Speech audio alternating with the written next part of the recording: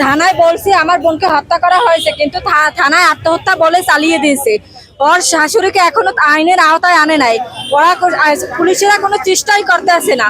আমরা বারবার বলছি যে আমার বোনের হত্যা করছে, তারা বলতে আছে আত্মহত্যা, এটা বলে চালিয়ে দিছে। এবং ও সাদাত বলছে ওড়না দিয়ে গলায় ফাঁস দিয়েছে, কিন্তু আমরা কোনো যাইয়ে ঝুলন্ত অবস্থায় পাই নাই। আমরা পাইছি রিপেয়ারে শোয়ানো অবস্থায়। এবং ওর বাবা বলে দড়ি দিয়ে গলায় দড়ি দিয়েছে। দোনো বাপ পুতে দুই কথা বলে, একজনে বলে ওড়না দিয়ে দিয়েছে আর একজনে বলে দড়ি দিয়ে দিয়েছে।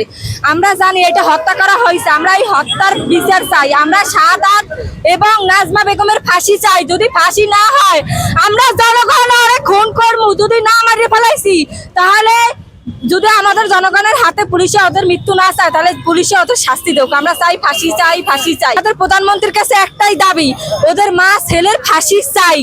এই রিপে আমার মেয়ের হত্যা করা হয়েছে। আমার মেয়ের শারীরিকভাবে অনেক নির্যাতন করছে। আমার কাছে 3 লাখ টাকা যৌতুক দাবি করছে।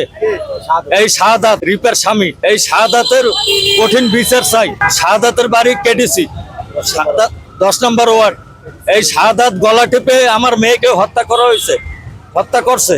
এই শাহাদাতের আমি কঠিন শাস্তি চাই। আমার কাছে 3 লাখ টাকা যৌতুকের দাবি করছে। এই টাকা আমি দিতে পারি না বিদায় এই শাহাদাত আমার মেয়েকে গলা টিপে হত্যা করছে। আমি মামলা করছি, এই মডেল থানায় আমি মামলা করেছি। ছেলে নেশা করিয়া মানে খুব 3 লক্ষ টাকা চালায় পিক আপ, বাপে চালায় ভ্যান গাড়ি, 3 লক্ষ টাকার ফাইনে খুব জ্বালাতন করছে। এই 3 মাস আগে মেয়েরে অনেক মারছে। মারার পর আমরা ডাকলার পর কয় আমরা যে ডাকলাম তাই আরো এই মেয়েরে মারবে।